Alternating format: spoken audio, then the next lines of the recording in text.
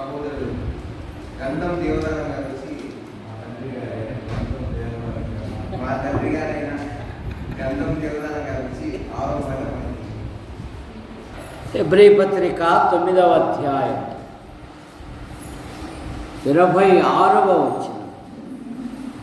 9:26.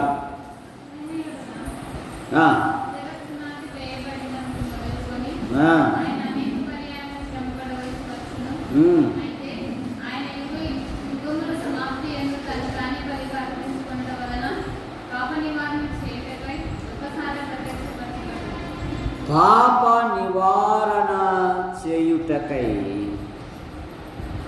ఒక్కసారి తన్ను తాను ఏమంట ఒక్కసారి తన్ను తాను అర్పించుకొనెను.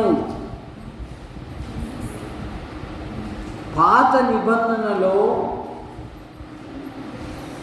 దేవుని సమీపించుటకు వారు పలుమారులు దేవుని సన్నిధికి వెళ్ళాలి. పలు విధాలుగా బలులు అర్పించాలి.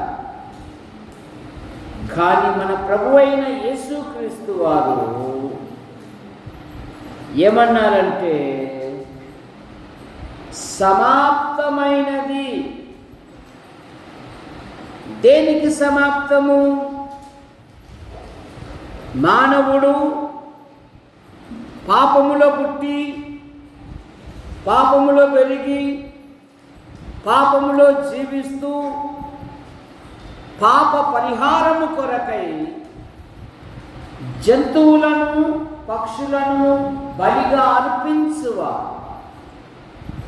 జంతువుల యొక్క రక్తము, పక్షుల యొక్క రక్తము పాపములను తీసివేయుట అసాధ్యము గనక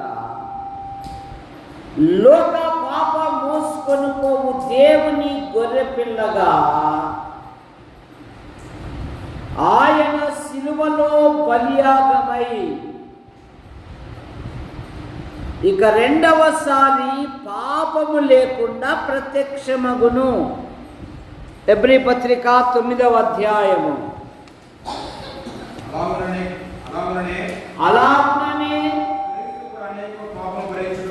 క్రీస్తు అనేకుల పాపములను భరించుటకు ఒక్కసారి అర్పింపబడి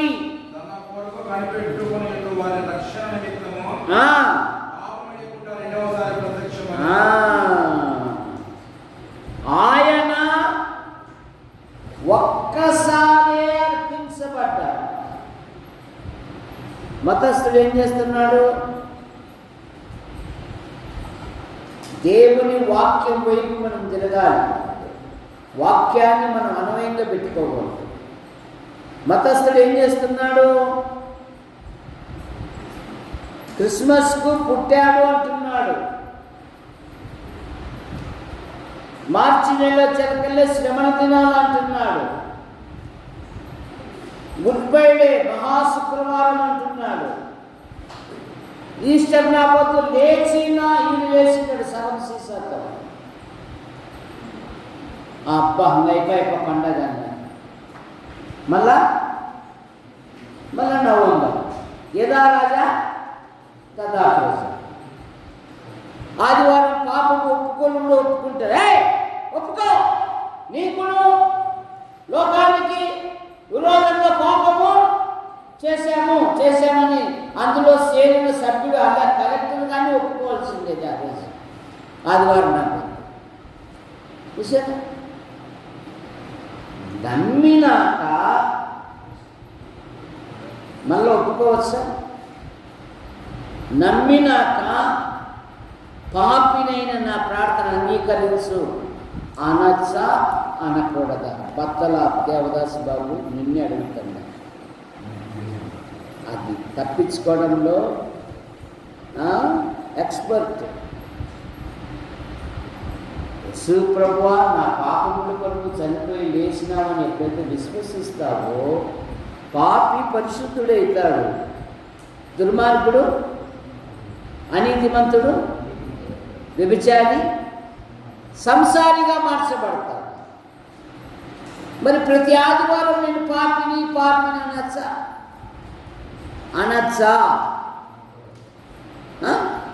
తర్వాత ప్రభువా ఈ ప్రార్థనలో తప్పులు ఉంటే ఏముంటే తప్పులు ఉంటే, ఒకవేళ అడగరాని ఏమన్నా అడగకపోతే, ఈ ప్రార్థనలో ఏమన్నా తప్పు దోషాలు ఉంటే నన్ను క్షమించయ్యా అని వాడు ఒక్కసారి ఒప్పుకొని నీ వైపు చూడాలంటే ఏమన్నాడు?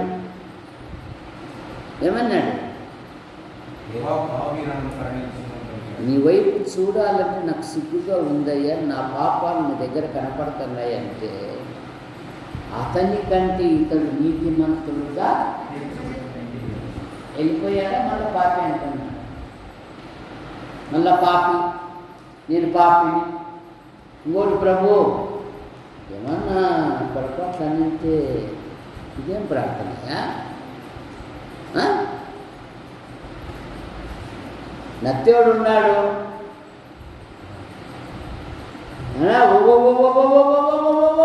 రూపాయినైనా అంటాడు.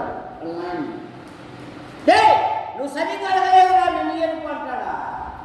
₹1 బదులు దేవరత్నమ్మ కదా ఇద్దరికి 2 బండ్లు కొనిచ్చింది కదమే. ఇద్దరికి 2 బండ్లు ఉన్నాయి, 1 బండి ఉందా? చెప్పు మే, 2 ఉన్నాయి కదా. సరే, ఎందుకు? పిల్లల మీద ప్రేమను బట్టి. ఒక్కసారి ప్రభువుని అడిగితే ఆయన ఇస్తాడంతే. అంతేగాని ఏవేవో ఎక్కడెక్కడో అన్ని పనికిరాని ప్రార్థనలన్నీ. ఆయన ఒక్కసారి అర్పించబడ్డాడు. మతస్థుడు ప్రతి పండగకు వాడుకుంటాడు దేవుణ్ణి, కానీ రక్షకునిగా అంగీకరించాడు.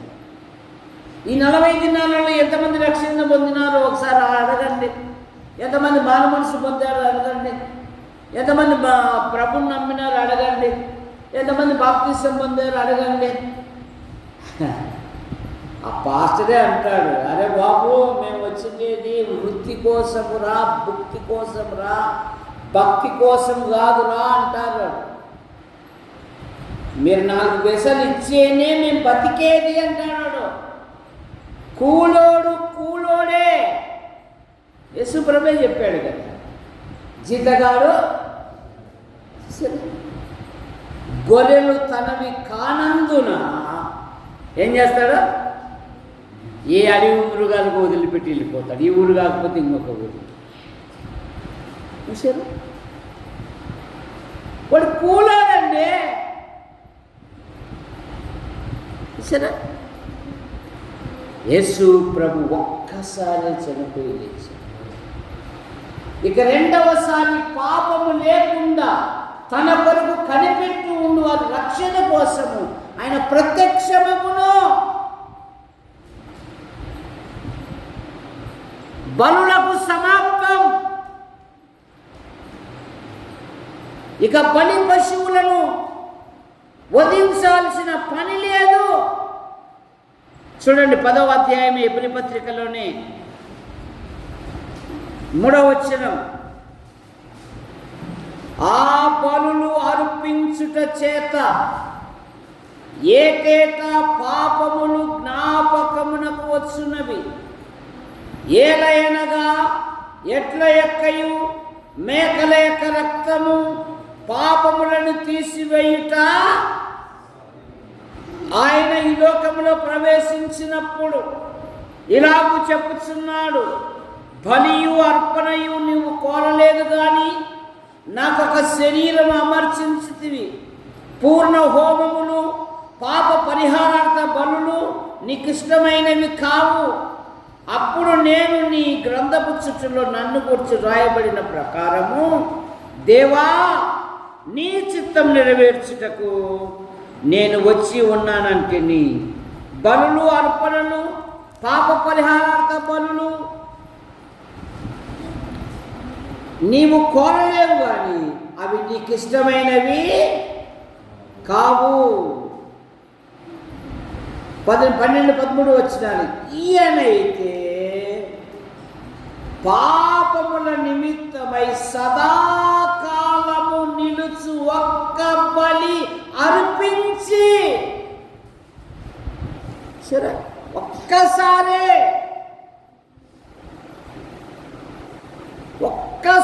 ఆయన మరణించి తిరిగి లేచాడు. సర్వ ప్రజల పాప నివారణ కొరకై. హెబ్రీ పత్రికలో అనేక సార్లు ఒక్కసారే అనే మాట మనం చూస్తాం. ఒక్క బలి అర్పించి అప్పటి నుండి తన శత్రువులను తన పాదములకు పాదపీఠముగా చేయబడు కనిపెట్టుచు దేవుని కుడిపార్శ్వన ఆసీనుడాయను. ఒక్క అర్పణ చేత ఈయన పరిశుద్ధ స్థలములో పరిశుద్ధపరచబడు వారి సదాకాలము సంపూర్ణముగా చేయించున్నాడు. ఒక్క అర్పణ చేత, ఒక్క బలి చేత, ఒక పాప పరిహారార్థ బలి చేత ఆయన ఒక్కసారే. కానీ పౌలు అంటాడు కదా, అనేకులు మరలా క్రీస్తుకి ఏమేస్తున్నారంట? సిలువ వేస్తూ. ఆయన ఒక్కసారే. నినేవే ప్రజలు 1,20,000 జనాలు కలిగిన పట్టణం యోనా మాట విని వారు రక్షించబడ్డారా? రక్షించబడ్డా లేదా? దేవుని ఉగ్రత నుండి తప్పించారు. మరి మనం పుట్టిన మొదలుకొని నేటి వరకు ఎన్ని గుడ్ ఫ్రైడేలు మనం చూసి ఉండాల. ఉజ్జీవం, ఆ మతము యేసు ప్రభు దగ్గర ఆయన సిలువలో ఉంటే ఆయన చొక్కాకి ఏ విధంగా వాళ్ళు ఏమేసినారు? చీట్లు వేసుకున్నారు. సంపాదన కోసం చూస్తుంది మతం. నువ్వు రక్షించబడ్డావా, నువ్వు మారు మనసు పొందావా, నువ్వు ప్రభుని అంగీకరించినావా, దానికి అసలే గిట్టదో. దానికి నీ డబ్బు అవసరము, మతానికి నువ్వు అక్కర్లేదు. 7వ మాట, 7వ మాట, తండ్రి నీ చేతికి నా ఆత్మను చూసారు. మన్నైనది మరలా మంటికి చేరును, ఆత్మ దాన్ని దయచేసిన దేవుని యొద్దకు మనము కూడా ఈ లోకం విడిచిన వెంటనే ప్రభు యొద్దకు వెళ్ళాలి. 1 పేతురు పత్రిక 4వ అధ్యాయము 19వ వచనం, నమ్మకముగా ఆయనకు మనము అప్పగించుకోవాలి. 4:19, కాబట్టి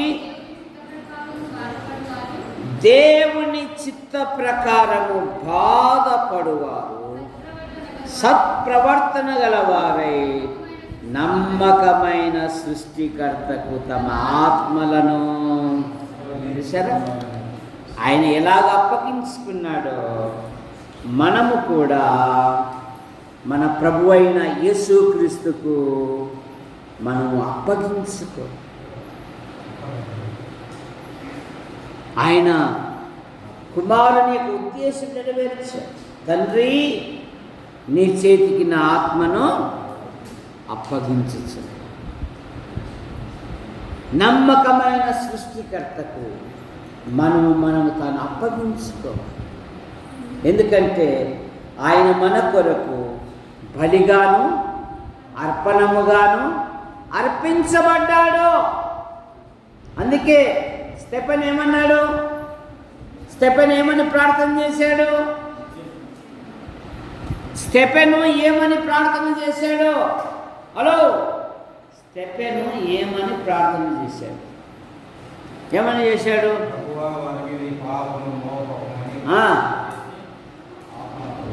చూసారు, తన ఆత్మను తండ్రికి నన్ను చేర్చుకోవాలి. పరలోకము నా దేశము పరదేశిని ఇలా లోకమేగా నేను యాత్రి కూడా. నాది అక్కడ, నేను ఇక్కడ కాదు. చాలామంది ఇక్కడ అనుకుంటున్నారు, ఇక్కడ ఏమి లేదు, మనదంతా అక్కడ. చూసారా, ఇదేలే అనుకుంటున్నారు చాలామంది, ఇదే శాశ్వతంలే అనుకుంటున్నారు చాలామంది, ఇదే దీవెనలే అనుకుంటున్నారు చాలామంది. మన ఊరిలో ప్రతి సోమవారం సంత జరుగుతుంది. మన బంధుమిత్రులందరూ కనపడతారు. అక్క బాగున్నారా, మామ బాగున్నారా, కనపడినారు కదా, రా ఇంటికి వచ్చి భోంచేసిపోదురా. లేదమ్మా తాళాలు నా దగ్గరే ఉన్నాయి. సరే అమ్మని అడిగినట్లు చెప్పమ్మా. ఆ మధ్యాహ్నం పోతే కిక్కరించి ఉంటారు. సాయంత్రం వెళితే ఖాళీ, ఒక్కరుండరు. మనము కూడా అంతే. ఈ లోకం విడిచిన వెంటనే మనం ప్రభుతో ఉండాలి అంటే ఆయనకు మనము అప్పగించుకోవాలి.